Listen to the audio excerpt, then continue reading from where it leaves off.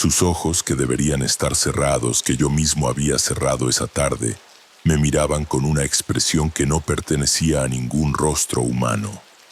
Una mezcla de hambre y reconocimiento, como si me conociera desde antes de nacer.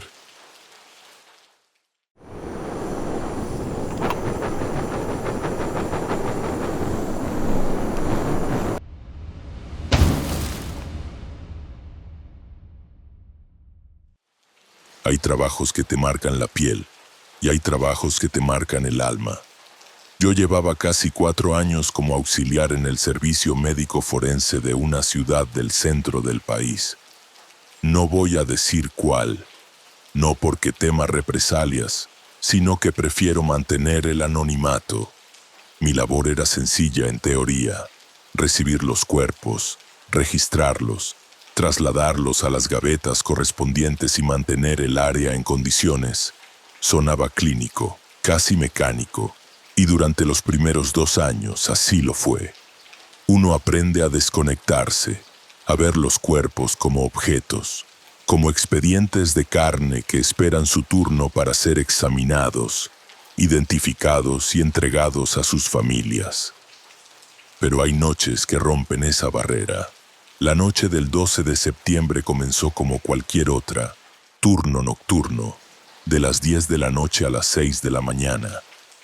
Éramos 3, yo, el doctor Quintero, un forense veterano que llevaba más de 20 años en el servicio, y Ramírez, el guardia de seguridad que pasaba la mayor parte del tiempo en la caseta de la entrada, viendo videos en su celular.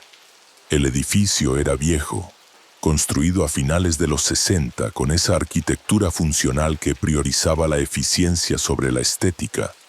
Paredes de azulejo blanco que con el tiempo estaban amarillas, lámparas fluorescentes y un sistema de ventilación que producía un ronroneo constante como si el edificio mismo respirara.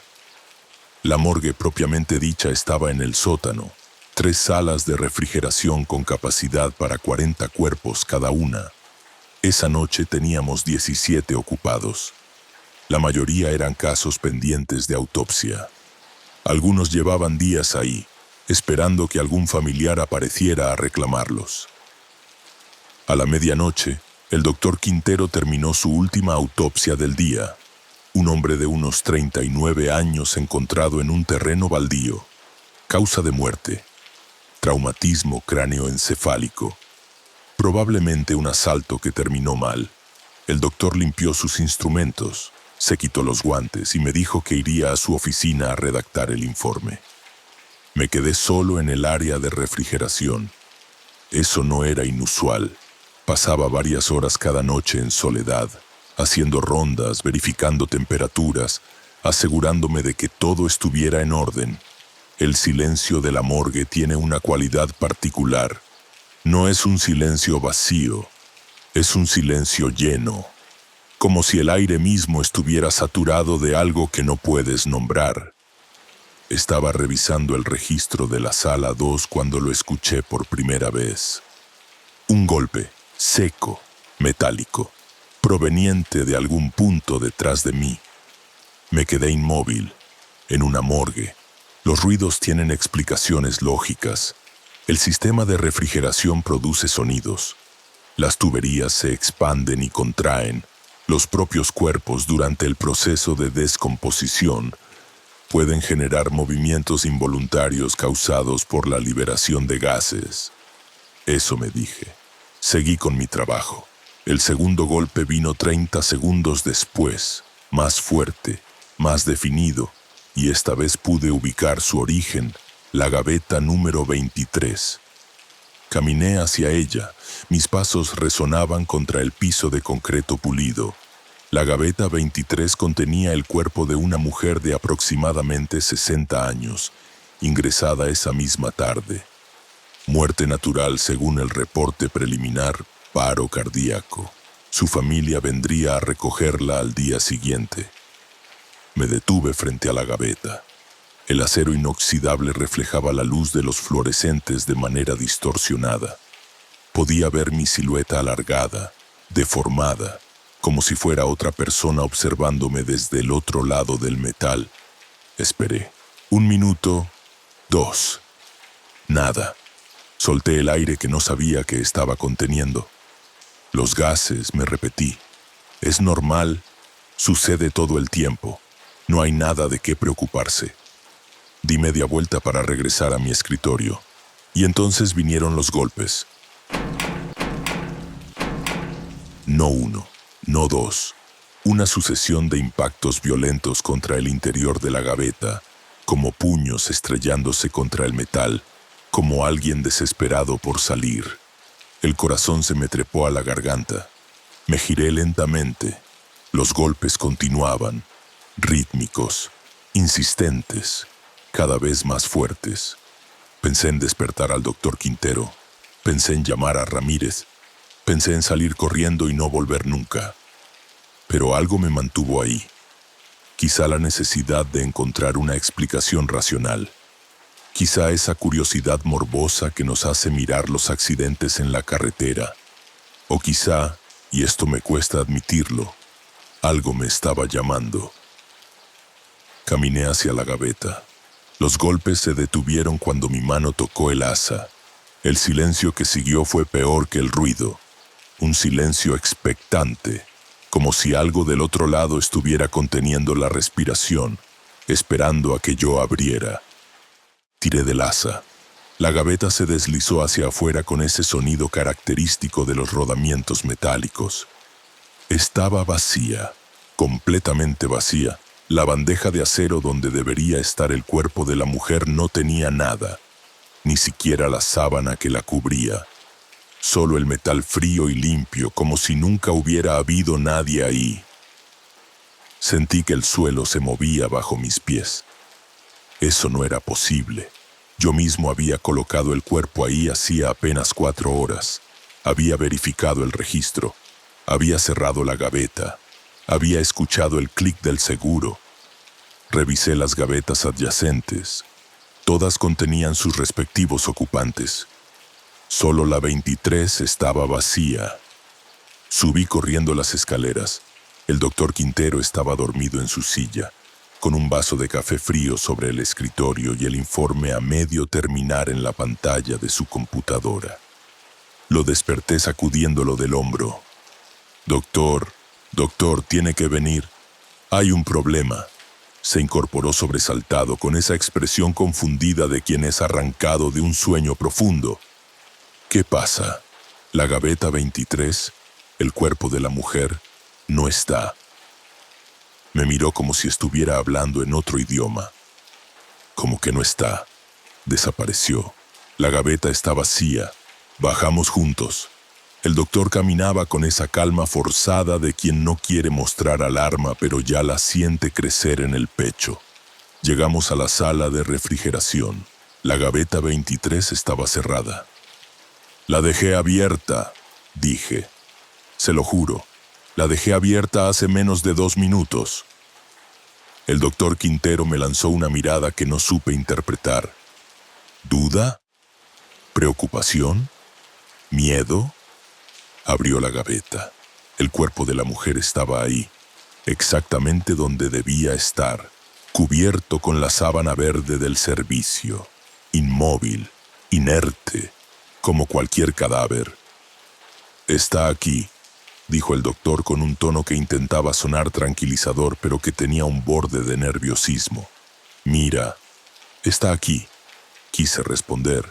Quise explicarle que yo había visto la gaveta vacía, que los golpes eran reales, que algo estaba muy mal en ese lugar, pero las palabras no salieron, porque en ese momento desde el fondo del pasillo, desde la sala de refrigeración número 3, escuchamos un grito. No era un grito humano, era algo más, algo que contenía dolor y rabia y algo peor, una alegría enfermiza, como si algo que había esperado mucho tiempo finalmente estuviera despertando. El doctor Quintero palideció. Eso vino de la 3, susurró.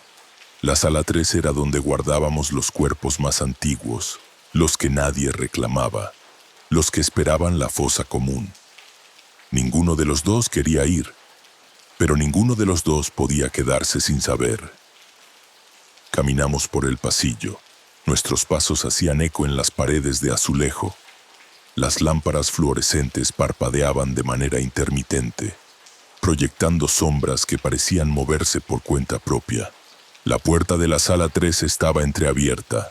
Estoy seguro de que la había cerrado con llave al inicio del turno. Era protocolo. Todas las puertas debían permanecer cerradas. El doctor Quintero empujó la puerta. Lo que vimos adentro me persigue cada noche desde entonces. Las gavetas estaban abiertas. Todas, las 32 gavetas de la sala 3, desplegadas como lenguas metálicas que sobresalían de la pared. Y los cuerpos. Los cuerpos no estaban acostados, estaban sentados. 32 cadáveres en distintos estados de descomposición, sentados en sus respectivas bandejas con la cabeza girada hacia la puerta, hacia nosotros. Sus ojos, los que aún tenían ojos, estaban abiertos y movían los labios. No había sonido, o quizás sí lo había, pero en una frecuencia que mis oídos se negaban a procesar. Solo veía el movimiento de esas bocas secas, agrietadas, algunas sin lengua, articulando palabras que no podía entender pero que sentía resonar dentro de mi cráneo. El doctor Quintero retrocedió, chocó contra algo. Me giré y vi que la mujer de la gaveta 23 estaba parada detrás de nosotros. No sé cómo llegó ahí. No escuché pasos. No escuché la gaveta cerrarse. Simplemente estaba ahí, bloqueando la única salida. Sus ojos, que deberían estar cerrados, que yo mismo había cerrado esa tarde, me miraban con una expresión que no pertenecía a ningún rostro humano. Una mezcla de hambre y reconocimiento, como si me conociera desde antes de nacer. Abrió la boca. Lo que salió de ella no fue un sonido, fue un frío. Un frío que me atravesó la ropa, la piel, los músculos y se instaló directamente en los huesos. Un frío que no tenía temperatura, que no podía medirse con ningún termómetro. Era el frío de un lugar donde la luz nunca había existido. El doctor Quintero cayó de rodillas. Yo quise correr, pero mis piernas no respondían. Y entonces, desde algún punto de la sala, desde todas partes y desde ninguna, escuché los golpes.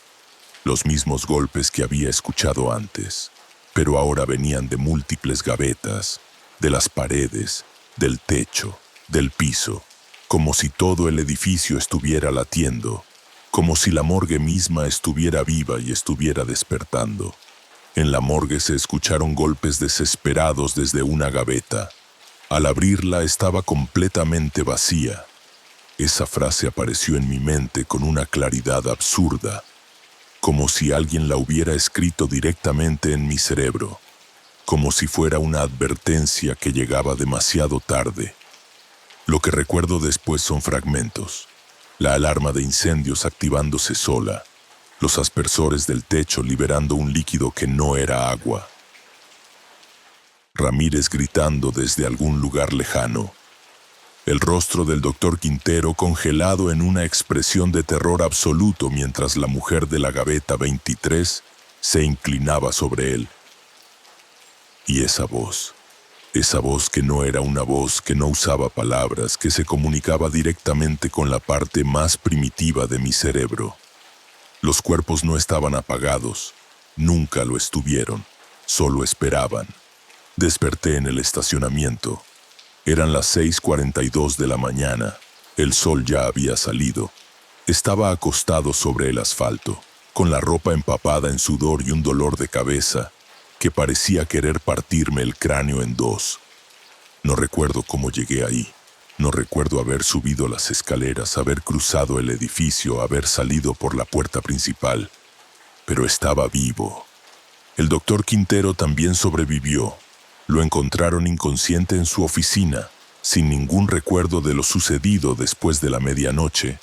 Los médicos dijeron que probablemente había sido una fuga de gas, que ambos habíamos experimentado alucinaciones por la exposición prolongada. Ramírez renunció al día siguiente sin dar explicaciones. Yo aguanté una semana más. El último día, mientras recogía mis cosas del casillero, encontré algo que me heló la sangre. En el bolsillo interior de mi bata había un papel doblado, un papel que yo no había puesto ahí. Lo abrí con manos temblorosas. Era una hoja del registro de la morgue, la hoja correspondiente a la gaveta 23. Donde debería estar el nombre de la mujer que ingresó esa tarde, había algo diferente. Mi nombre, mi fecha de nacimiento. Y en el espacio de causa de muerte, escrito con una caligrafía que no reconocía pero que me resultaba terriblemente familiar. Pendiente. Han pasado 3 años desde esa noche. Trabajo ahora en una oficina de seguros. Horario diurno. Nada de turnos nocturnos. Nada de sótanos. Nada de lugares donde el silencio pueda acumularse como polvo. Pero cada noche, justo antes de quedarme dormido, escucho los golpes. Lejanos, metálicos, rítmicos, como si alguien estuviera tocando desde el interior de una gaveta, como si algo estuviera esperando pacientemente a que yo regrese. Y cada mañana cuando me miro al espejo noto algo que nadie más parece ver. Mis ojos están un poco más hundidos, mi piel está un poco más pálida, y hay momentos, breves, fugaces, pero innegables, en los que mi reflejo se mueve medio segundo después que yo. Los cuerpos de la morgue no estaban apagados, y creo que yo tampoco lo estoy. Solo estoy esperando.